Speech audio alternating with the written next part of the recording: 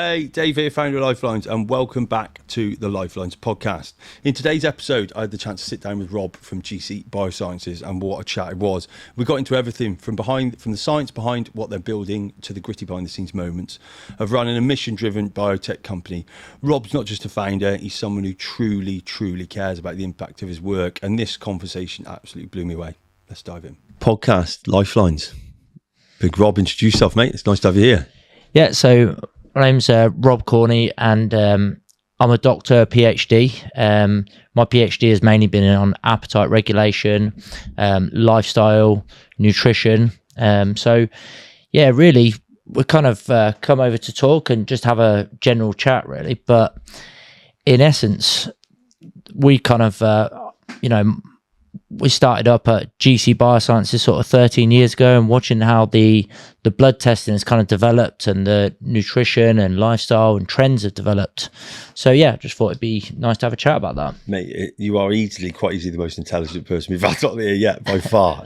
Look, I've been looking forward to this, mate. We got introduced by a mutual friend, so big shout out to Marv for that.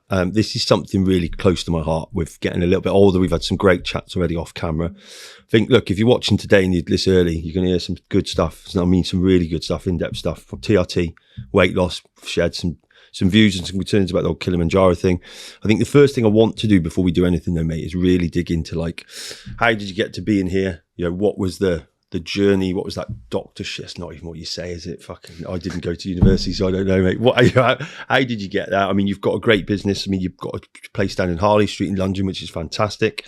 So, mate, yeah, take us back to the beginning, I guess. Yeah, absolutely. So it's really strange because myself and Caleb, both the founders of the company, so we kind of met each other at David Lloyd's in Leicester. So this was while I was doing my my degree and my master's over at Loughborough. And at the time, I was studying, researching hard, but also doing personal training. So I kind of know that level of building diet plans, exercising with people, and then also, you know, people not really getting results and not really sure about what they're doing.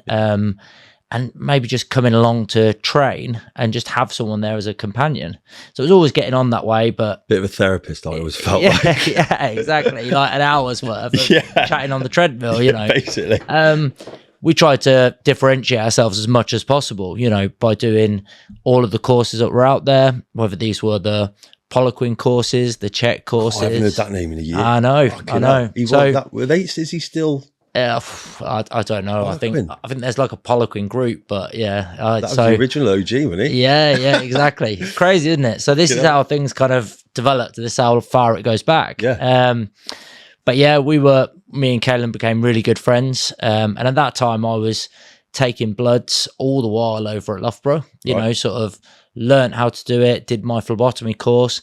And then we started to connect with some guys like from the Poliquin courses and from the course that we were doing. And these guys were like, can you do the bloods for our clients? And we were like, yeah, absolutely. So we were doing the bloods for them. This would be what, 20 years ago? Yeah, well, 10, 13 years ago. Yeah. Fine. Okay. Yeah. So, and this was way ahead of its time, really, wasn't it? Way ahead of its time. Yeah. If you think that, Medichecks didn't really exist at that point. No. Thriver definitely didn't exist. So we could probably say we were one of the first guys to be doing blood testing. Yeah. And this was all like low level. This was very much like the business wasn't created. This was a couple of personal trainers just trying to get better results from their clients. And then, so we were heading down to London doing bloods on clients who had, substantial amounts of money, but basically wanted to do their bloods, right? Yeah. So obviously at that point we were just like, yeah, sounds great. We were integrating with some really good trainers. Name got around. We were getting bigger and bigger, and we were getting driven onto a level where we were doing more than we could handle, to the point at which then it kind of exploded. There was a big functional medicine scene. There was a lot of stuff kind of going on at that point, but people were really starting to find, just sort of finding their feet on this data and this information. They were very much like more, actually, we want to eat caveman and, you know, like take as much protein. That they were the days, you know. Yeah. So, protein intake was the single important thing. It was huge, right? So that was kind of how we started, and then we took on the place at Harley Street, became more prevalent. So how long have you been in Harley Street then? Been there a good kind of 10 years. I mean, guys, if anyone's watching this and that name doesn't prick your ears up, if you don't know, I'd say it's one of, Gaz, how would we term it? One of the most prestigious, Great word. Prestigious. That was a great word. Got Gaz off camera. You're gonna have to pull him on at some point. But, for what? Health. Anything health related. Anything health related. That'd be a good description. Yeah, people come into London and they want to go to Harley Street. So that was why we put it there, really. Nice. You know, it's mainly for consulting with our clients, making sure that we can be there on a face value. We have our doctors there. We're also able to take bloods there as well. So it's a nice thing being in London to be able to get the blood draws there. However, as we've kind of evolved and as we've put things into place, we sort of started creating more partnerships with trainers, you know, which we'll talk about more in further conversations later down the line. But in essence, the sort of the phase was from there really was to get the bloods, make them easy from Harley Street. But COVID kicked in, you know, and then we've kind of built up these nurse networks substantially. Nice. To the point at which, like anyone can get their bloods anywhere in the UK. So when you say nurse network, I've got an image of a nurse, the conventional nurse. I'm thinking then are these people qualified to take blood? Exactly. Yeah. In a remote location. Yeah, exactly. Right. So you have to be qualified. You have to be able to, you've done your venipuncture courses. Right. But then a lot of them will also have done their cannulation courses. I mean, all this stuff. I'm so scared of needles. A number of other stuff. Nervous, a lot of people are, but it's a weird one because we're also venturing into a phase of there's a lot of finger prick testing out there, and a lot of the finger prick testing started early days, you know, but then a lot of labs have then sort of snubbed it or not touched it, you know. Why? Like because reliability. You know? Because of volume. Yeah, it's not just the volume. It might be that if you like, have you ever done a finger prick test? Yeah. Yeah. So like some people will prick their finger, squeeze you know, they'll squeeze their finger till there's no life left in it, and then basically, you know, they could be pushing out extra skin, plasma, like you know, any of they could get a poor distribution to what's from source where flow is versus to out of the skin. Exactly. Got so you. Then a lot of the labs and things now are then looking at more, can we do the research on finger prick testing to see if it's reliable? But you also got to think about the shipping of it as well. A lot of it, we started to get a lot of people who were getting really frustrated by the fact that it would get to the lab and it would be coagulated. So they'll wait 3 days and then, you know, it won't be fully, like the anticoagulant on the sample won't have fully coated it. Yeah. So these can be issues in terms of the clients get frustrated. Yeah, barriers, then people give up. They can give up. Also, you get a kit, they'll leave it on the side. You know, it's like with supplements. They'll be like, right, I've left it on my shelf. I've got you know, it's gone off. I've got a drawer full of them. It's like, you know, like same as they do with their medications and things. So for us, it was always like, let's remove that barrier. Also, if you can make it as reliable as possible when you're dealing with people's health, I was going to say, you should. There is that needle element for sure, but if you get a really well qualified individual, mate, you just I'm with you as well. Like, do you see what I mean? Yeah, we've had it in the past where I've been fucking with a car crash. I think it was in the army. It was the first time it went badly. Like a pin cushion. But so with the across the nurse, so we might call them nurses. So they're phlebotomists really. Yeah. So the network is, I mean, we've had people in the Orkney Islands up in Scotland, you know, request there. So the network is incredibly substantial. We've not got so much on the European network, but we've not needed that. We're touching upon Dubai with some of the partners. Saudi, we've got a good network there in Riyadh. However, in the UK, we can get a nurse appointment next day very easily, and our head nurse will phone the the patient, the client, and say to them, you know, when would you like your next available time? They'll book them straight in, and it'd be nice and easy. So yeah, it's a substantial network that, to be honest, we've just built up over time, and we will continue to build up. Yeah, I think a lot of this has come from, I say nurses, you know, like it's easy to say, isn't it? But you know, they're phlebotomists in essence, yeah. And then they've kind of come up again that COVID type basis, or if they're getting a little bit fed up in the NHS, they'll be looking for that little bit extra money, because we know nurses get underpaid, mate. Underpaid, overworked, you know, and they're incredibly nice people that you would love to have them in front of anyone. They're doing it. It's a day job as well, mate. You're right, isn't it? It's that environment where like you'd have someone who's a bit nervous who's probably going to fucking stand up and fall over, which I've done many a time. Exactly. So for us, it was like a no-brainer to reach out to these guys. Quality of service, I guess, as well with that. Yeah, absolutely. They're going to be the ones that will. The big thing is, Dave, is that we always found that, like, when we were seeing clients, and you'll know, like, part of the journey is that first scenario where if you see someone and you speak to them, you know, you can build a relationship and a rapport. Yeah. You know, and you can make them relaxed, and you can make them safe in the knowledge that you're under control. If you've just got someone, like you say, who comes in and just like, right, Dave, stick your arm out, bang, like, you know, straight in with a needle. Just took a dive. So that was the whole point, is that you get these really nice nurses, incredibly, because I'm guessing at some point they come back, right? Because you need retests. Like ideally, you know, and absolutely you should be doing retests to see how the progress has gone. Absolutely. If you're taking any supplements, if you're providing any implementation, you know, we talked about high protein, like, you know, back in the day, or taking certain supplements, you know, like a stack of supplements. Like, how do you know if that's working? How do you have a clue? So, well, you pushed me beautifully onto him, and this isn't rehearsed, by the way, so we just had a chat. Bioavailability come up when we were sat down the back. So I think this is probably a good point to. So what's bioavailability mean first, mate, to anyone that's looking at this? Because I think this is where it needs to start.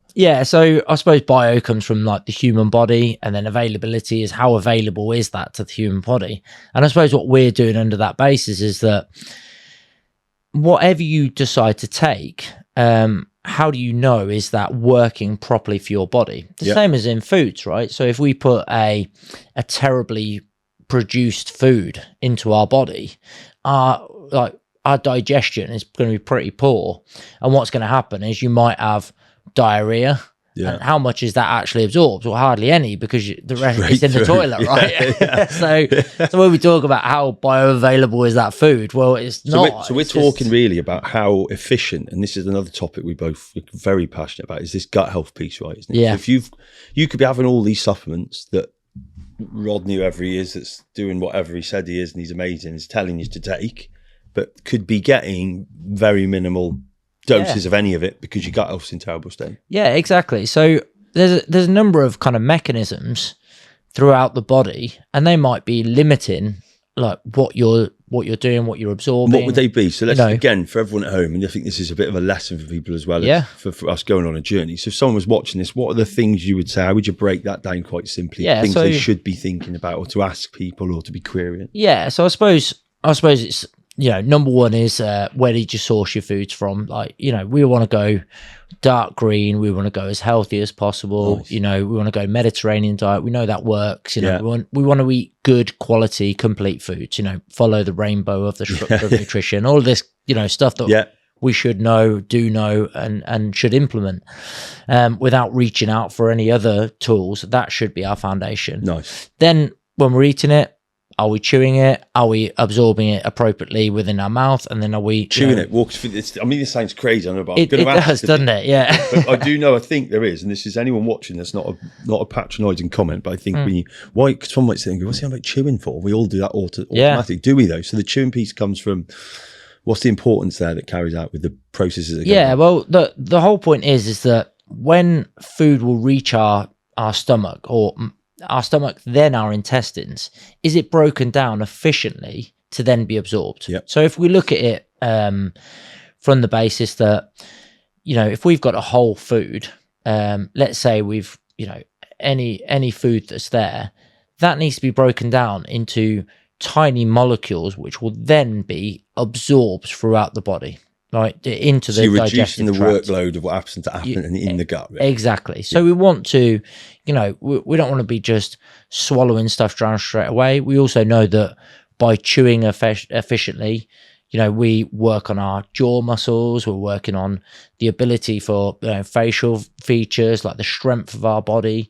And we're also helping out our digestion further down the line. So that's sort of number one. Yeah. Then we're going down into the stomach. We want to make sure that our stomach is working appropriately. And amazingly, so our stomach, if you see it as like a bag or like a whoopee cushion type balloon, where it's going into there, it's what's happening in there is a load of acid is going into our stomach.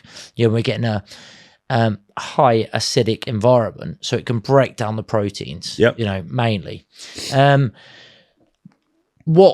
What amazingly, what happens there, if we're talking about like a stepwise fashion, is a lot of people can have acid reflux. Incredibly common. Very common. Really common. So, where people will look towards medication to then lower that acid, straight away. That's a plaster, right? Yeah, exactly. So what you're doing is you're kind of masking symptoms of your body trying to tell you that something's not right. Yeah. Right. So there's there's like a sphincter that sits at the bottom on the way in, like I was saying, like that whoopee cushion type hole. Yeah. And if that's open and pushing acid up into the into an area that it definitely shouldn't be acid in, which is like, it's going to burn, right? Yeah, it's going to burn. It's going to degrade a lot of the saliva that we swallow. It's going to break down that sort of mucousy protective environment. So then that's where sort of issues come in terms of soreness, coughing up blood, all these different things. Right. And people just see it as normal. Oh yeah, I'll just take omeprazole, I'll just take all these different medications to lower it. Is it? Yeah, or just or neck a bottle of that down. Which is fine if you want to, like you say, stick a plaster on it, go about your day. Yep. Nothing wrong with that, and medication is there for that use. However, is it something that you're eating? Is it the fact that you just smashed a McDonald's, and found out that, you've got acid bringing up. So is there some foods, is there some elements where your body is rejecting it in a certain way? So that would be another point. And then you're going into the intestines, and the intestines really are the point at which it will go to that next level. You've got all the enzymes there, all of these like protease enzymes to the proteins. You've got the lipase enzymes for the fats. And, and then what will happen there is these will break down and digest it. And, and if they're compromised in any way, again, through poor diet, alcohol, even smoking or anything like that, you're starting to degrade that environment of that gut lining, and then starting to cause issues in terms of the absorbability, and that links in with that bioavailability of it. Is it getting absorbed, or is it going straight through that pipe which starts at the mouth and ends at the backside? And if it's going straight through, you're not getting those nutrients. How would you ever know about this? Yeah, there's like surely things like hair quality, skin quality. Can you relate to absolutely? Yeah, they're quite cute things to spot. 100%. Like people say to us, about their hair, their nails, and for sure it's is that my diet? Part of being a man is the high testosterone, isn't it? But yeah, the people will say about these things, and it tends to be like the iron, B vitamins. Do you see what I mean? The bits and pieces that are the people might be missing. And that's where, when we came in those early days, like I was saying, is that we're sort of finding that pit, we're painting the picture for them. This is cropped in, is there many, because we spoke about it, so we'll come on to it in a minute, because I want to dig into some of the things you see. Was there a difference between what you told me out there with what you see now with some of the core vitamin deficiencies versus then? Has that changed much? No, not at all. No.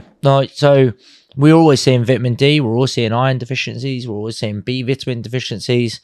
But all you're finding now is that people are veering more towards easy solutions, whether that's like the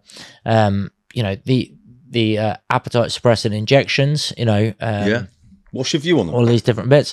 Well, my big thing on this is that, so like a medication, they serve a purpose, right? Yeah. So, for example, And it's clearly helping to this point. It is helping. Like just like gastric bypass surgery, we know it definitely works. Yeah. You know, it definitely works. It's invasive. It's expensive.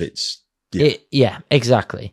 So that they work just like a headache tablet would work if I had a headache. Yeah. Like, but does it fix the problem? Yeah. Do I continue to take that headache tablet, or is it that I need to drink more water and look at my lifestyle and you know? So the issue, I also find that it starts to mask things that what you're doing. So you know, it's like it's stopping someone from having 3 cheeseburgers a day to having 1 cheeseburger a day. It's like, well, you're still getting crappy nutrition. Yeah, the volume's gone down, and if anything, there's less chance for nutritional value to go in. Yeah, exactly. And the big thing, and this is one of our big drivers in the business as well, is that what we wanted to do is not just be a blood test business. You know, we don't want to be, right, let's test your bloods and then good luck. You know, like bit like, oh, let's give you a appetite suppressant injection and good luck. Yeah, you know, crack on. Let's be honest, there should be proper advice on the back of any of these medications. It's music to me, yeah. So we had a guest. Do you see what I mean? Yeah, 100%. So the end-to-end solution is pretty much where you are. But so here's a question, because I've been dying to try and put this to as many people who know a lot more than me. You know, injection. Clearly right now, I've got friends. One of them's got one of the most successful, I think, right now, up-and-coming supplement brands, one of the best formulators. Talks about, his knowledge is huge, that the injections they're serving a purpose, readily available. They don't need to be expensive as they are, but we understand the pharmaceutical industry is changing that, but at least it's a solution. However, like for me, surely some of these basic protocols around the output should come with, for me, in my limited knowledge, and Diane, this is an open question, would you agree, should come with, here's your jab. Also, make sure you go and get a heavily dosed electrolyte drink, eat a high protein, anything you do consume high protein, along with some seriously punchy vitamins and minerals in a shitty drink that you probably don't like. I've no issue with any medication, and we work with a lot of doctors, and I have a lot of love for the doctors who work for hard. You know, I have no problem. Like, it used to be that, and I hope it's not still the case, but you do see a lot of it, like a lot of slagging off the doctors, slagging off the GP. It's like, you know, they have no time, they have no this. It's like, well, let's be honest. Of course they don't have no time. You know, and of course they're going to medicate you because you're coming back to them with like the same problem. You're not going for those 10,000 steps that everyone knows you should be doing. Yeah, you're not helping yourself. You're walking in with the same problem. Yeah, that makes sense. So we see it everywhere. If people can't say they're undereducated, you know, people see it everywhere. Yeah, I've got to be honest. I'm one of them doctor slam. I will slam a doctor pretty. I think we've all watched Dana White and that. He's at the back there. So I actually, to change my perspective, and I'm always open, mate. I'm dead honest. I think if you make me pivot, because I would have said, like, so we Googled, what does a doctor study on their GP course? Like 12 hours of nutrition. Yeah. Right. So I'm from that. But you think, actually, why am I doing this? You made a great point. You're not the system's the problem, in that now would you agree? I mean, you are a doctor, that you've got to be worried about doing the wrong thing because someone's going to sue you. Yeah. Because it's a blame culture and everyone's looking for an easy bit of money. You've got limited time and a lot of variables to assess someone on what they're saying. You can only believe what they're saying is true, and it probably isn't. Secret eaters, they're a perfect example of that notion, you know. I'm not eating something, well, you must be.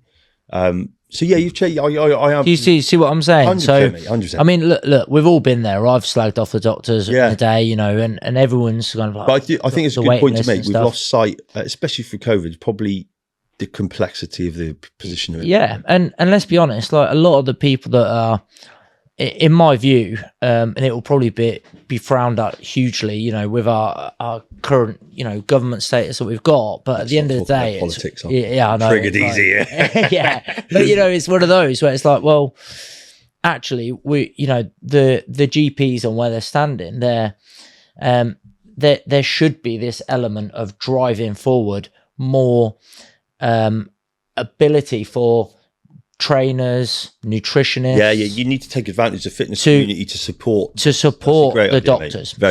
So what we've basically got, what we've always found and what we want to do, and our drive is bridging that gap, you know, between doctors and the personal trainers, nutritionists, health enthusiasts. Yeah, because there's loads more of them. Because there's a big gap there. And let's be honest, like you say, GPs don't know about nutrition. Like you could say they shouldn't know about nutrition. But what they should do is not even try to talk about nutrition. Yeah, because it keep them away from them, wouldn't it? Yeah, they should just say, you offer right, a little bit in there, and they're seen as this all-seeing, like, you're going to fix me human yeah, being, like it should be like, here's your medication. However, go and see nutritionist. Bob down the road. He's going to sort your nutrition out. Yeah, If you don't want to do that, keep taking your medication. However, just look at the packet and look at all the side effects that are there, you know, like, and then good luck with your short life kind of thing. Yeah. Outside, have a fag.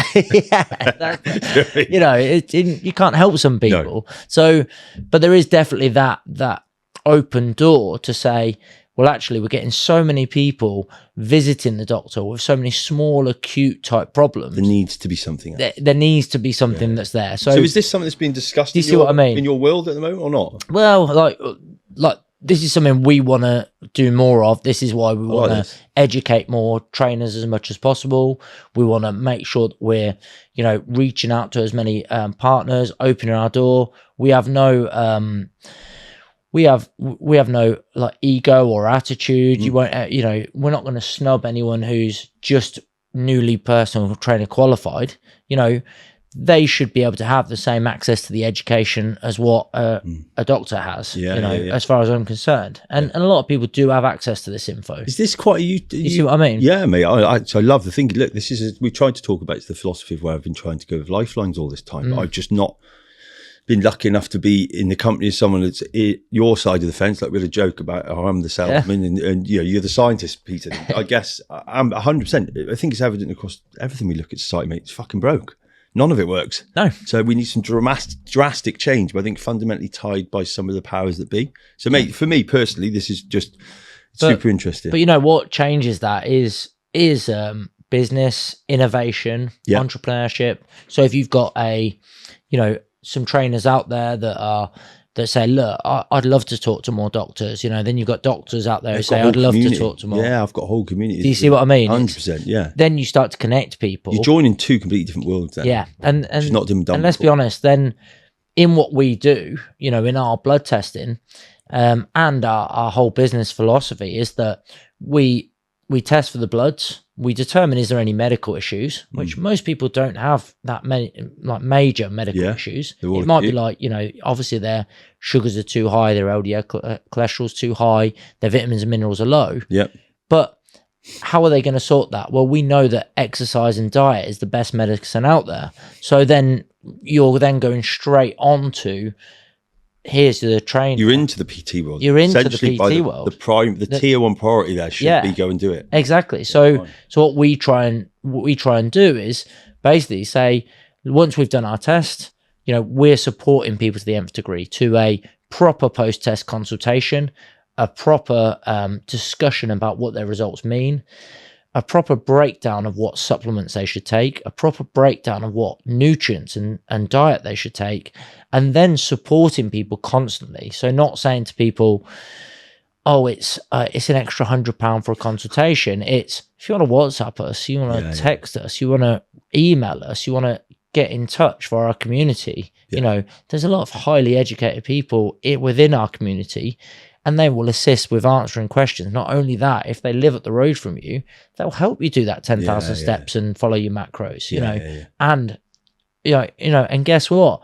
The next time you do your blood test, you will have a substantially better or improved metabolic profile. And what I mean by that is that you will have decreased chance of cardiovascular disease, decreased chance of diabetes, and they'll have more energy.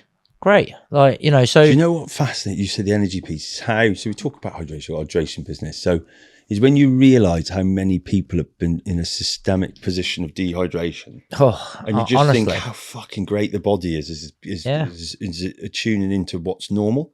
Yeah. So like, just because, I mean, like yourself, we've also stayed to fit, but I wake up a bit hungover and dehydrated, and I feel like fucking horrendous. And you just think this is just acute dehydration. Lips, you know, they start to go.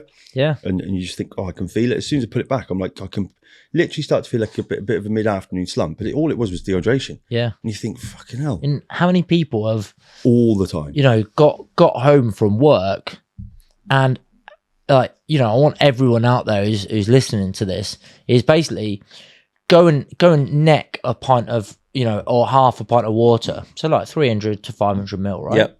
Just go and neck it completely. Your body needs it, so it won't be difficult. Guaranteed. Yeah, like neck it and then see how you feel. Your eyes light up, it feels like an adrenaline shot. Like you feel appetite great. will be a bit suppressed instead of reaching for the fridge. Yeah. Like basically, a lot of my research papers and studies were on appetite around fluid. So Really? Yeah. So Right, we'll put these up when having like a pint of water, during your meal or pre to your meal. Okay. And actually, like when we're talking about that whoopee cushion type stomach, like some of the appetites like ghrelin, like that's when the hormone stomach, that controls appetite, right? Yeah, exactly. So it will, the stomach will extend, which then means your hunger will be suppressed. It'll only happen for a short period of time, but it saves you reaching for that Snickers. It saves you over 400 calories you could smash literally in about a minute and a half. Exactly. Yeah. I mean? So easily done, right? Yeah. And let's be honest, like it's not anyone's fault out there, like in terms of That's a good way to put it. Do you see what I mean? It's like we've just nurtured an environment of like Snickers are really tasty and hugely high in calories. That's just the way it is. That's good sales and marketing. You can't turn around to these people and say it's your fault. Just like you can't turn around to these people and say, oh, the pharmaceutical companies, like they're finding a solution to a problem. Yeah. They're solving that problem as a business. Yeah. And they're making money. Well, don't we all try and do that? Yeah, we can. I guess, and I was one of them people that were like blame. I'm a blame's turned into. I can't sit on my soapbox, mate, now anymore. I'm like, right, I'll just look a dickhead otherwise. So I've got to so this is why we do these things. So you see the diabetes kit, and people ask why. It's like, right, and I used to be. I'd say it publicly, and fucking keyboard warriors do my head in. Not fattest, but my position on overweight people was all about, I'll just fucking do my exercise. Definitely wrong. I won't say it. Well, I will admit it. It's an opinion. Yeah, definitely opinion, but I thought it was informed on it. Fucking wasn't. I didn't understand the impact cortisol has on weight loss and stuff. So when people are stressed, for everyone listening that needs to know. So listen, as I always do, corrected, informed, completely understand it. And I guess it brings me back to two things I think we spoke about outside that I think I've got a real ambition to try and lean on or pass more information on the food pyramid. That's fucking upside down if you ask me. Yeah. I believe, and it'll be and also cortisol. I think stress and stress comes from the environment we're in, turning the TV on, listening to music, built up areas, lack of green things, lack of wildlife, lack of clean air, extreme exercise. I think it's lack of sleep. I just think the more inputs we have, right, as human beings, the easier it is to raise cortisol. So those have become two quite interesting points. So start with the food pyramid. What, as a doctor, I suppose the big thing is that it's amazing it's not been updated, up to now. And then the problem is obviously, the GPs, if they were to lean on something, lean on that because it's, the most published available. As the data is more extended, we know that really that we should be having a heavily nutrient dense diet, in terms of as many of those rainbow foods and dark green leafy vegetables and, eating as many vegetables as possible. It's amazing how we have become a society of just like, oh, vegetables, they're not part of every meal. They're not making the majority of the plate. Whereas, and there's so many and they taste so good. You can't say you don't like them. It's just, there's too many to say you don't like. And this time of year, you've got so many fruit and vegetables and things. So, we know that the Mediterranean diet allows people to live longer. So having the evidence is everywhere. Right? Yeah, it's everywhere. And it's and having those kind of nut seed oils and things like that, people are like having like that small area of fats when really we need a lot of these fats, but good, healthy fats. Yeah. One thing we see a lot of time in our blood tests is that LDL cholesterol can be high, but HDL can be low. And one is very protective, which is the HDL. And we know that to drive that HDL cholesterol up, we need more nuts, seed oils, avocados, so we should be looking to encourage a lot more of that. And why do you think, where do you think for you personally, because I've got my view on this, why do you think this changed? the demonization, I would call it. Yeah, 20 or 25 years ago of fat, wasn't it? Yeah, exactly. Demonization of fat, like input of sugars. We could stick them into foods, make them taste nice. Because it tastes shit without fat in it. Yeah, exactly. Basically, it doesn't taste very nice. Exactly. Palatability, in the mouth, cheaper to make tasty foods. Yeah, exactly. This is it. It's stack them high and sell them cheap and make them. It's food just industry simple stuff, isn't it, for them? And yeah, for sure, it's a big thing that needs to change. But it's like we were saying, a lot of people. I think people know that they should be eating more vegetables. They should be eating less bread. They should. Well, I hope sourdough now, mate. Yeah, sourdough. Even sourdough, just people have got to be so. Really again, I'm like, no. People have got to be so careful, just not to. The issue is, I think, is that when flour's ground down very finely, right?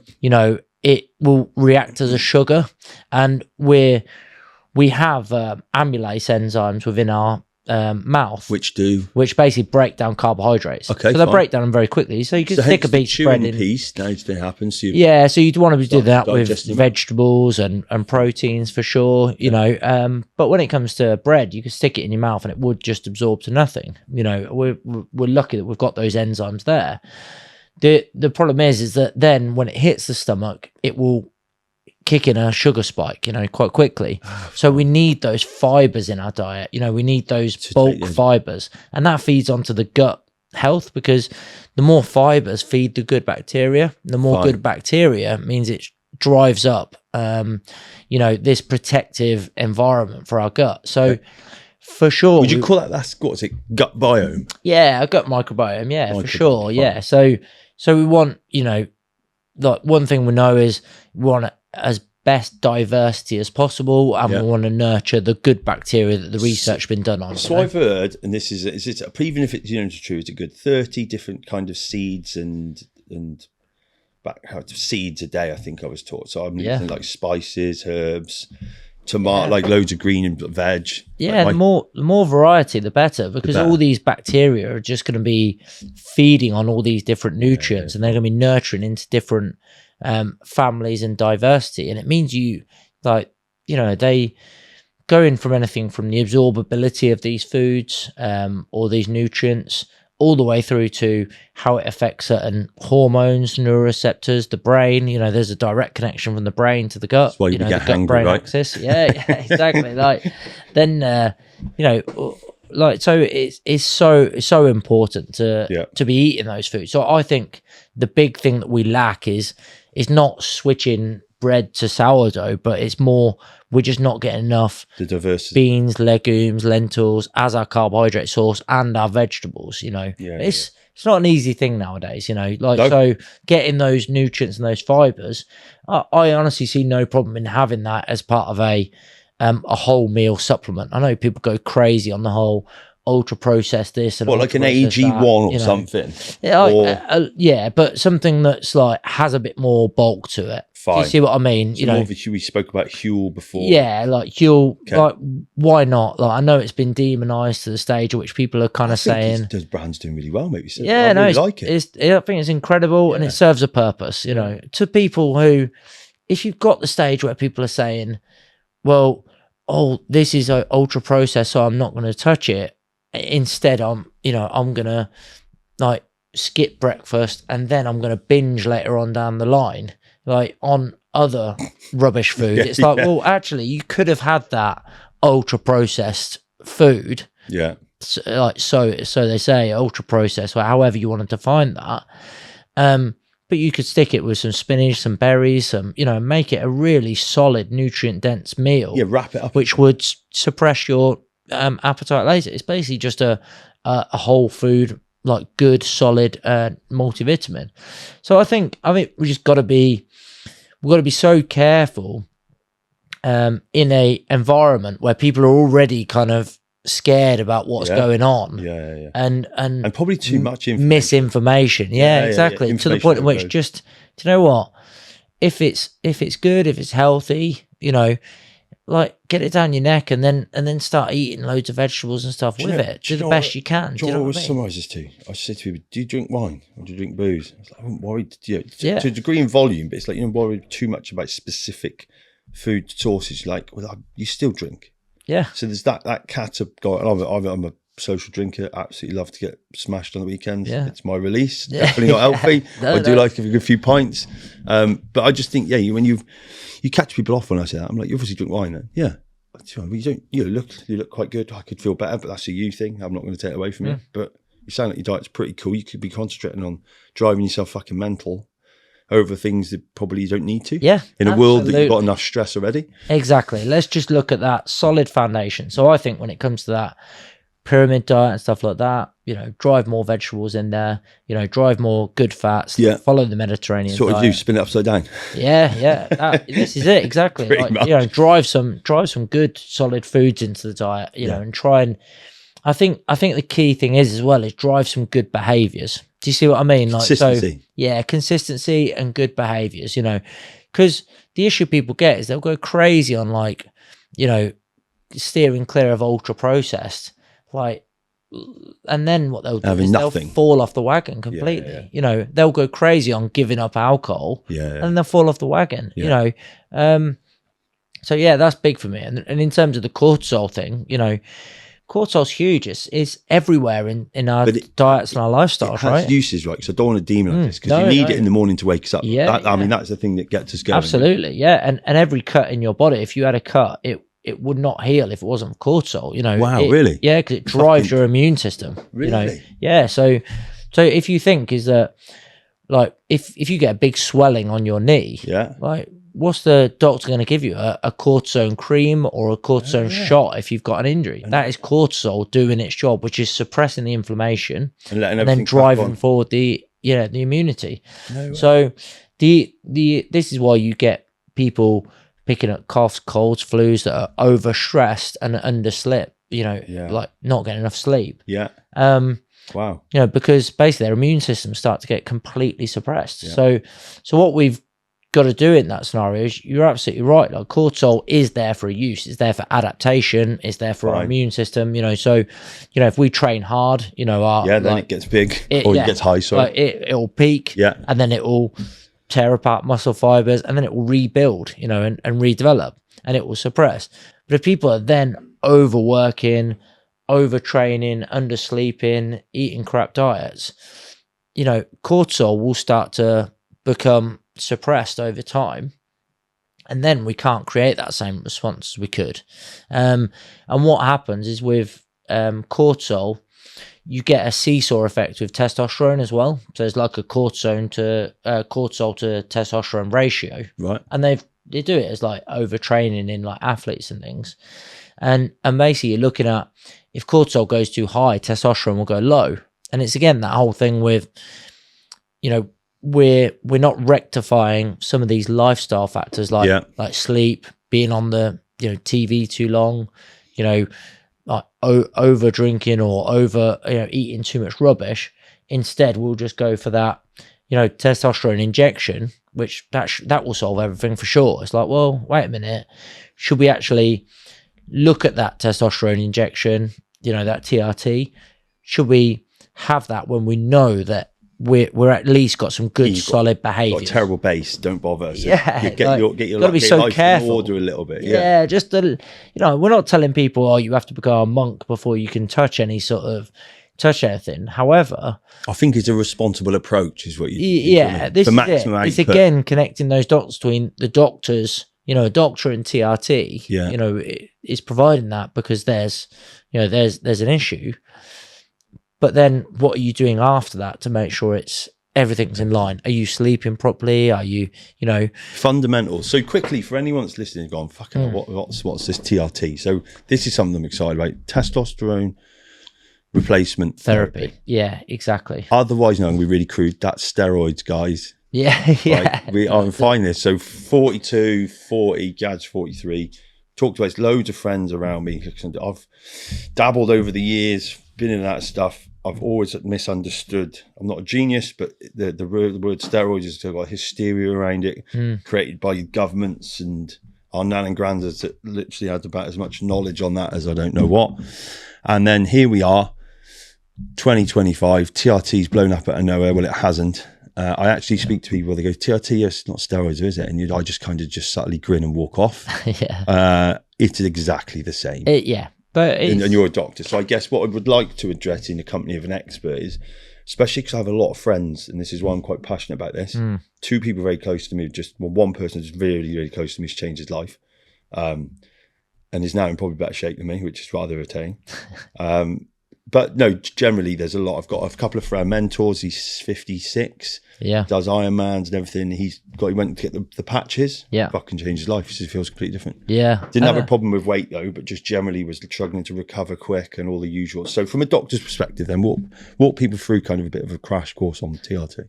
So I suppose TRT is one of those where, like I say, the biggest issue at the minute is I think everyone's jumping on the bandwagon to the extent at which it can be so easily available.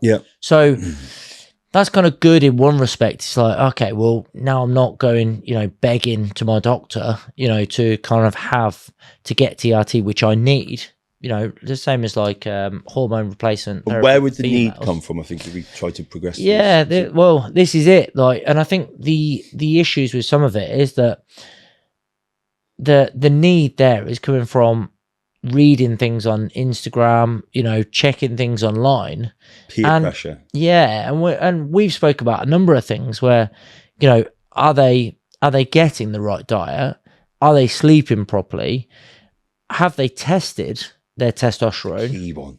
Do you see what I mean? Is it the fact that? Is it the fact that what we're doing is we've got to be so careful that people aren't already sitting at a mid to upper range, already, then they take TRT and they drive themselves above that range. And then what happens is they're at a level where they're now starting to get more viscous blood, in terms of thicker blood. So it drives blood pressure up. Blood pressure up, inflammation. It will increase stress. It will overflow into other hormones. Can't you put cholesterol up with it as well? For sure. Cholesterol will go up. Like LDL cholesterol, total cholesterol will drive up. And HDL cholesterol comes down. It's as you would if you were maybe from food. Is that a prescription? So we see, we all see cholesterol go up, and then the issue is that if you're predisposed in terms of you're overstressed, overworked, underslept, we'll call it, eating a bad diet, are you then adding more inflammation into the pool, which then could you be creating heart attacks, other symptoms down the line, in terms of this medication, it's coming through quite strong scenarios. Like we're injecting it like every week or every other day. Is it then causing more problems later? We don't know, like with these other injections, like later down the line, what issues could it cause? Now we know in terms of steroids, when people have had like excess amounts, then they're getting these symptoms, they're getting problems. Have you read some? I haven't read them all, but there's some studies along with excessive steroid intake in high users with like problems with brain health. For sure. Which is a new one to me. And then you got to think like the things that come along it with like growth hormone, thyroid. Are we trying to patch things up again without sorting some of the foundations and the behavior issues, or without testing? You should be testing to check your levels. Where's baseline? Exactly. Now I'm not saying TRT won't help you out. I'm not saying it won't make you feel better. It won't increase your libido. I think the issue I've got is that people that do it should test themselves. Check where their levels are. And do they want to drive their levels up to the upper range? Then so it's a choice. Doesn't spill over. But the upper range is a perfectly good idea, and actually you will feel better. You will. And then are you checking your metabolic markers to make sure they're not going? So as we cut to a quick break, if you're tuning in from the world of hybrid training, CrossFit or endurance sport, this one's definitely for you. At Lyfelinez, we don't just talk performance, we build it. And our latest launch is Endure Plus. It's the UK's first clinically dosed lactic acid buffer designed to help you train harder, recover faster, and fight through fatigue. There's no shady blends, no gimmicks, just premium ingredients that outperform the so-called market leaders, and for less. If you want to feel the difference, head to lyfelinez.com and check out Endure Plus. Backed by and those are the things. So do you see what I mean? These health markers are liver, kidney, cholesterol. Exactly. And check your testosterone, free testosterone, sex hormone binding globulin, estradiol. Say that in English. Your testosterone. What was it? By what? Your testosterone, free testosterone, sex hormone binding globulin. So what that does, it shows you how much is binding up. Right. So basically, so that's how much can be used. Yeah, exactly. So it's like it will assist the testosterone to be bound up. So it's like it will piggyback. So that's an indicator then even is on what the dose should be taking, because if they're not active or if they're just pulling too much up. Because what you get is if you're binding too much up, so you've got plenty in the stores, you've got plenty in the piggy bank. Yeah. But you're not got enough free. That means that your body is too stressed to free it up. Right. Like, why would your body think about reproduction? Yeah. When it needs to think about fight or flight. Yeah, I've got fight. Yeah. Do you see what I mean? Yeah. Like, number one is to fight something off and survive. Number two is then go and produce, right? Reproduce. Yeah. Do you see what I mean? They're your priorities, right? Yeah. So your body will work in that scenario. So you need to test it to see where you are, to then know what you need to take. So once you know what you need to take, then you're cracking on. Absolutely. So I think under the right advice. We're getting to a nice position here. So we're testing here. I think we're talking about what happens after then. But we've mentioned foundations. Just for simply someone watching, this is real level stuff we've talked about. Yeah. This is what I really enjoy, was trying to get out there. How would you summarize punctually, like what's the 3, 4, 5, 6, whatever it might be, foundations that you just go bang, bang, bang, bang, bang, look at these, aim for that, then it's into testing? Like, for sure, like what we see most often is iron deficiencies. We see it all the time. Really? Iron deficiencies, B vitamin deficiencies. Why so would people that be are not getting enough vegetables. Vegetables. Dark green leafy vegetables. Get your vegetables on board, 7 to 11 per day. Wow. With fruit and veg. We're in a nice time period where we've got loads of berries and things, loads of strawberries, things like that, and they're grown in our garden. Yeah, absolutely. And they're easy, right? So we should be getting these things each day. Fine. That's absolutely. Are we getting 10,000 steps per day? Are we doing simple exercise? Are we moving? That's absolutely key. I like that. Then going on from there, are we having like lesser carbohydrates but a higher protein diet, but other carbohydrates we're getting through good sources in terms of our vegetables, our beans, our legumes, whole foods. Not from sort of loads of white goods kind of thing. Yeah. That's key, right? So and are we eating regularly, and are we staying hydrated? There's some solid key points to do. Micronutrition, green stuff, loads of it. Yeah. Protein, more on your plate than carbs. Definitely. Whole foods, hydration. Yeah. He just said it, guys. Go and buy some Lyfelinez right now. Happy days. Like, it's a big thing, and you could flip any of those above the others. Yeah, but like you could say this is a meal. You could say let's get yourself hydrated. But these are solid foundations of saying to work from. I should get myself a decent meal. Yeah. And it fits in as well. Like, we're all looking to live longer by having more testosterone and all this business, but also, are you sitting down with a solid meal with the family, and actually socializing, having, like you were talking about socializing earlier. It's important, mate. I think it's so important. Jordan Peterson talks about it at the moment, about the new generation. Obviously, this is not to condone this, guys, before anyone starts trying to berate me on the keyboard. Is the younger generation don't drink as much. And then now they're not. The pub's not as an environment. Yeah, so they're not socializing, and then we're finding that some of the populations that are living the longest are the ones which socialise. Well, we fucking learnt that, mate. Isolation in COVID. Like, I thought I was quite a stoic character, mate. Jesus Christ, we are not built to be on our own. No, not 100%. No, exactly. So, like friends, families, environments, that's important. So, is drinking and alcohol bad for us?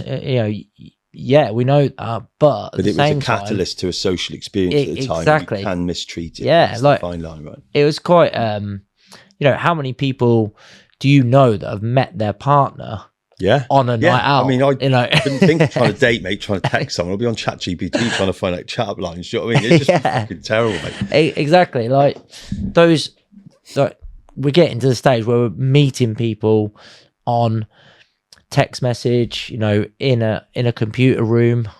I don't know. I haven't got a clue. It's beyond me. I know. I've just got the students in that are like just still just witnessing, going fucking hell. So listen, we've done. I think from here, anything we can grab, guys. I think this has been great to this point. So we touched on testosterone replacement therapy, kind of the stuff that's going on. I think over time, mate, we'll get back and we'll dig into some. Yeah, we delve into it individually and stuff. Into some isolate. I think we could have some education content. I'm sure we'll get some feedback from everyone at home.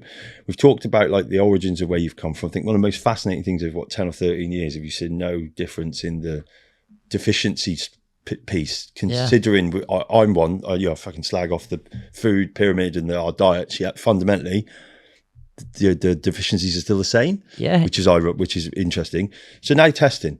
So what was just walk us through what's a testing experience look like quite briefly? What someone expect? What's the pricing? How's it all work? Yeah, so we have so basically as it stands, like, you know, if you're coming to us directly, you know, we've launched kind of like this Prism program, which is our main sort of flagship product. Okay. The reason why we've got that is that that's a blood test plus aftercare support, right? And, you know, in terms of an aftercare consultation and 12 weeks of support. Nice. So we've done that mainly to ensure that what we're not doing is people don't feel like, oh, I have to pay for another consultation, I have to come and see someone, I have to do this. But our pricing really depends on if they're coming to us directly, and it depends on what they require. Yep. But also it depends on if they're going to any of our partners and our affiliates. Fine, got you. So, like, obviously we can sort of publish any of that stuff for any of the guys. We'll put it up after. Yeah, exactly. But it will depend on what someone requires mainly. You know, like you say, if someone's going through a TRT journey or they're going through, but mainly for us is that we have kind of a couple of blood tests. You know, number one, we have our like GCB health blood test, which is our very bare bones basics. Fine. Tests for what? It's cholesterol, HbA1c, like diabetes, and then looking at a full blood count as well. Okay. We really released that just because if people find that, do you know what, they just want to have the basics and then, you know, and then could run be with that. The entry into something else. Yeah, and you can sort your macronutrients, your lifestyle on that basis. But then after that, we only have one other product, which is our Prism product, which is all of the major blood tests. Yeah. And the reason why we do that, and we price match it up against like anyone at Randox or anything like that. But the whole reason why we do that is that because we found that a lot of these blood testing companies were missing out on markers. We found that we've been able to, over the 13 years, refine the markers for what people really need, what they don't need, and actually what's really important for them and their lifestyle. So once we get all of those blood test results, they'll get them in a sort of, we have our AI interpreted reports, which look really nice in terms of like nice bright colors, you know, really clear descriptions on the supplements, what dosage, how to take it, where to get them. We also have key findings, lifestyle findings. On from there, we have our full description on each one of the markers and kind of red and green traffic light systems to make everything look super simple. Our whole job with this report is to ensure that a patient or a client doesn't turn around and go, I don't really get it. I'll just leave it on the side. You know, it's like, I get this. I'm invested in it. And then we then do kind of like a Loom type video to explain it all. So then within sort of 3 minutes, people then not only understand it from the report, have their report in hand, but also they have a full description on the report from a consultant to say, this is what it means. This is what you know, don't worry, but this is what we need to focus on. Then we'll provide a diet, a nutrition plan, macronutrients, diet and everything there, post-test consultations, and then we'll catch up with people on a regular basis. How is everything going? You know, are you still doing X, Y, and Z? You know, and then they'll have an opportunity every 4 weeks to catch up. So the whole point is that as part of that journey, they're getting the best results they can get. So how long by utilising that? You'd come in, take the blood. I mean, we're going to do it down. I'm going to be We're going to be guinea Give me the guinea pig. and then we'll publish these. I'll be dead honest with what's going on. Fucking, Yeah. I've had them done before, but I've got a feeling these are going to look like a fucking car crash. I'm pretty stressed and my lifestyle's been terrible, mate. So we're going to do this from today. We do a lot more together with Rob. I think we've got some real aligned interests here. So we're going to bring some of this back. So if you've got some requests. So someone takes a blood test. What's the time period of what they're looking So like, let's say if it's a partner, they fill in the order form. If it's a client, they'll come to us directly. We'll order the blood test that's required in terms of a nurse. We'll go out to them. Yeah. Take the blood draw. You go out to them? They'll go out to them. Absolutely. Okay. We make sure we do that. We're doing more of that than we're doing clinic visits at the minute. So, just like I've come to you today, you can have a nurse, come. You prefer a nurse, let's be honest. But yeah, they'll go out to them, they'll get the blood, they'll get delivered to the lab. Once they're reached at the lab, we're looking at 3 to 5 days maximum, and that's like the interpretation of the results, the understanding of the results.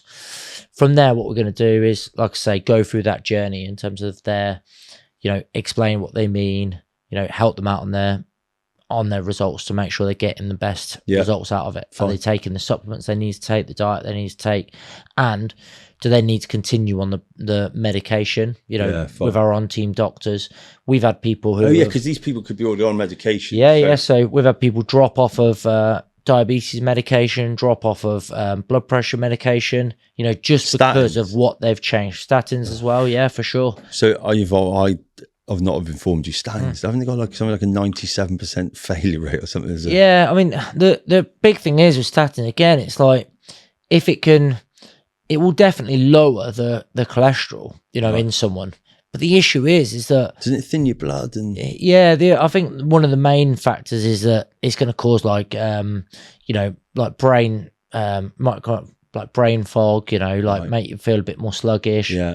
But there's side effects of all medication, and again, it's really because I suppose they're trying to fix a problem. They're trying to fix a problem. Yeah, you got to think you're probably at the a bit harsh highest. On them, aren't I? Well, we're on the highest levels of cardiovascular disease rates, and we're trying to solve people who are coming in, and so they're solving a purpose. However, if people were to have better understanding, take ownership of their own health, they can come off of these medication very easily as you go on. Yeah, agreed. Like I say, if I had a headache and I wasn't hydrating myself properly. Oh, mate, so I don't get this. Yeah, and people go to an aspirin. I'm like, because your brain's not actually got any receptors, pain receptors, is it? Yeah, no. So you you should just be drinking more or sleeping more or eating better. Or lowering your cortisol. Cortisol could do bits, couldn't it? Yeah, exactly. So, I mean, obviously there could be like key reasons for headaches, and of course you should see your GP if it doesn't go away. But what I'm kind of getting at is that fundamentals first. Yeah, it's like all medication's there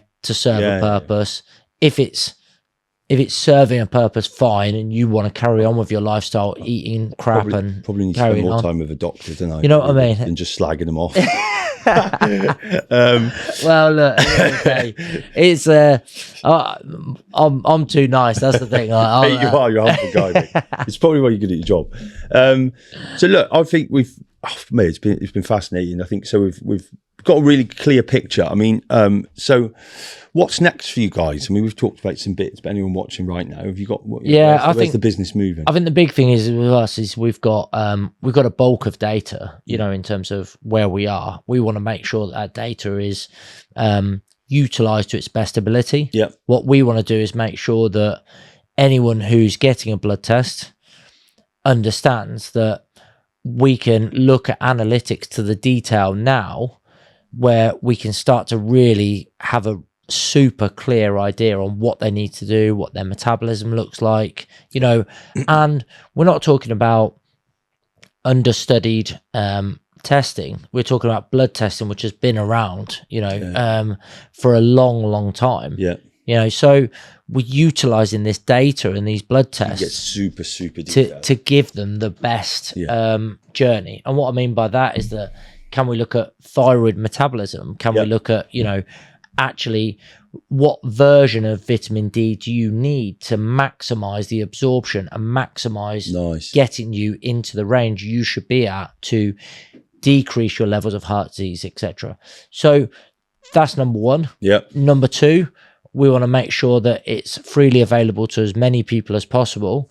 But but also make sure that we're partnering with some of the best trainers, nutritionists, even doctors to ensure that we can provide some, a fantastic service to as many people as possible. Like, obviously we're going to be doing your blood today. I'm going to be helping you out, but we can't help everyone. We don't want to do it from a remote basis, or we don't want to do it from a perspective of watch these little videos and things. We want people to be working with people, some change. Like good quality partners, like I was saying, like trainers, nutritionists that are going to work with the doctors, bridge that gap, and provide some ongoing really good results out of people. Mate, I like it. Yeah. Quick question, Gary Brecker. Yeah. So thoughts. Again, couldn't ask you about that. Him and Dana White have done a job on GP. And they globally, Well, I think the big thing is with that is that he's hugely successful in what he's done. Do you know what I mean? It's like massively successful. The issue is that let me ask another question. It's more pertinent. I feel that's a bit broad, throwing you the deep end, because him and Grant Cardone have had a fucking big spat. So would you agree? I mean, from what I understand about Gary Brecker, his information is not a doctor, but he's studied and read so much research based on insurance policies for dead people. So that's where he's getting his data from. Is that a fair assumption? And let's be honest, we're in a world where data is king, right? So he's in the data collection business, where he's going to be getting the data and then. And does that align with things you see from the data you have, or not? Because I suppose it's more or less to do not critiquing his character. I think again the issue is that he's created a business all about like methylation, of like some B vitamins and things and then the whole world thinks that all of a sudden that methylation is the key to everything. So there's so many people who've come to us and have been like, oh, do you do methylation tests? Do you do this? It's one of those things where it's a part of the picture. Right. Is it a key part of the picture like TRT or anything else? No, not really. Really? Do you see what I mean? Yeah, 100%. Like the question. I'm not as informed, so it's good to get like it's like that whole thing where there's whole plethora of things that are really important that all work together. And is like if someone's methylating. The other thing as well is that the DNA tests as such, the way you're doing it, you can do these things by looking at like homocysteine in the blood. You can be checking these levels and actually checking risk factors, and we've been doing it for a lot longer. So Rob, we've got to turn into Gary Brecker. Got to turn you into Gary Brecker, like the real one. Yeah. You know what I mean? It's the thing. He's obviously very good at what he does. He's pushing it out there. He helped fix Dana. I think for me, like, and it's always fascinating. I think that was a key point, wasn't it? Yeah, I mean the guy, everyone could see it. He was like a blood vessel waiting to burst. Like he was that unhealthy, so he couldn't sleep, could he? And then he's kind of I love it, and I think it's a catalyst. Dave Asprey, next question. Familiar with Dave Asprey, biohacker? Like, I think again the problem is with a lot of the biohacking is it's a lot of it's fed on the back of Brian Johnson doing his big stuff, £2 million pound. What's his exactly. And I think the issue is with that stuff is, so what he's done is he's mentally he's very wired into his nutrition. So he's gone, right, I've built a business successfully. Yeah, really successful. That was really, really successfully. And he's obviously done it because he's been wired on that business. And he was the one to say he was incredibly healthy while he's doing it. We've all been there, right? Growing a business where, everything goes into it. It's like growing a child. Certainly get a decline right now. It's like, it's hard. It is hard. So then when he's reached that and got to where he is, he's then in a position where he can basically fund and decide that he wants to become obsessed on his lifestyle. So then he's doing things. Then he's like commercialised that as well, as if the first bit wasn't successful. I know, yeah, exactly. And then done a great job of commercialising it. A mega job. So he's got this crazy lifestyle, which, so he's not drinking, he's not smoking, didn't he just get 100% sleep score? And I've been close. I've been 93 on Whoop, mate, and I'm pretty decent. I mean, that's like, so it's crazy, right? So he's set out this routine. But then what people are doing is they're cherry picking bits of that routine. It's not how it works. And then trying to implement that to make people feel better. So the issue I've got is that are they covering, like, how many trainers, how many nutritionists, how many biohackers out there have clients, have who are bang on their diet, nutrition, like Brian Johnson says he is, which I probably believe him because he's pretty obsessed with it all. And he does look, I mean, you look at photos. And he looks great, yeah. He does look a bit pale. Is he vitamin D deficient? He's fucking pale. Do you know what I mean? I'd hope not. But, do you see what I mean? Like so he's gone to it the nth degree, 100. And then you've got people out there who probably, still drink and stuff, but then might be using like, certain glasses and light therapy. And you're just like, well, just one, I definitely. Are they ready for that? Yeah. Same with the TR, like are they ready to be going on that journey? And is that just distracting them from actually just move a bit? Mate, so this is what eat healthily. Here's the code then, I think, and this is what I'm trying to create in a series of stuff, and it's always nice. Is like, this is the holistic approach. Then is like acknowledgement for that shines a light on a move towards extreme health. Yeah, all for it, 100%. Yeah, but then I think it's the simple known should be a holistic approach, doing like you see your fucking 5 a day, which that was a term that kind of stuck for a while. So is it do your 5 a day, sleep? Yeah, sleep, What's it, sleep? What do you talk about? Your micronutrition, hydration, whole foods. Yeah, like your movement, for sure. And I think if people aren't doing that, and then you start to... I suppose that could give someone false hope. Yeah, like the situation that's the one thing that's gonna. That's the thing, like change my life. Because what we know is that, like, anything that you're supplementing, which when I mean supplementing, I mean like light therapy. Yep. I mean like hot cold therapies. Yeah, like any like additional therapies, and he will be the first to say that a lot of it's not fully researched, and he is basically becoming the research guinea pig. Is that if you grab those things, which a supplement is the whole point, is it supplements a good lifestyle. Yeah, it's in the word. Yeah, so it might make 5%, 10% difference, which may mean that he lives 5%, 10% extra. But if you're still drinking, and not sleeping properly or not moving but then you're implementing some of these strategies in the hope that you're going to live longer. You're living it. You tell yourself a lie. Yeah, so I think that's the difficulty. I think we've got to be careful that we don't just grab onto the new trend of biohacking. Yeah. And then basically just like it rectifies the shitty foundations. Yeah, but there's good stuff. There's good stuff to be taken from it. I think monitoring glucose, great. Like, you could look at a diet and then say, look, should we be looking at the peaks after certain foods like sourdough bread? Like, oh, it's peaked there. Okay, I'm going to avoid that and eat more vegetables, So nice, you can implement stuff effectively. Yeah. A Whoop strap. Yeah, it's amazing data. So I'm addicted to just literally reading it in the morning. I've slept. It's great, but you'll know that you get that kickback of this huge amount of data. So people have got to be careful. See, what's interesting, grab bits, visibly seeing the effects of alcohol. Yeah, it's honestly, it's unbelievable. Even though I think I can sleep, it's terrible. I would say it's one of the biggest things that will come back on it. It's the first thing that smashes my HRV through the fucking floor. Yeah. Then the thing that's an indicator for illness. Yeah. Which we all know. Which is crazy, right? So I think I think if you're willing to live like a god like Brian Johnson, which not everyone. Would you call it boring? I don't know. Some would say. Well, like it's got to be boring, right? It's got to be, horrendous. But like when questioned, he even saying that like his sociability and his behavior, all these. He's very things. well regulated, so that might help people around me. But whatever it is, like he's obviously doing something and he's happy with what he's doing.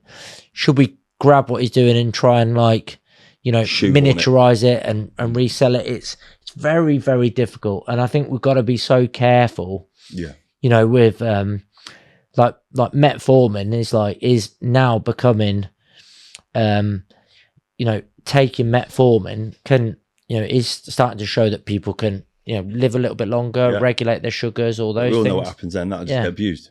it was going to get abused. We're going to be so careful, because then what about the side effects that come with it? What about, are you mitigating those, Methylated blue, that's the other one, isn't it? I mean, that's got real potential to do some damage, isn't it? And honestly, we've had people say to us, can you prescribe this, and this? Like, what for? Oh, well, just because they want to go on a... Seen it on Joe Rogan. Like a biohacking like type of, programming. Just like, well, like you just can't do it, because how would you ever know that that person's healthy enough? Like, they need to go through every test under the sun, which Brian Johnson's done. To then know. To then determine...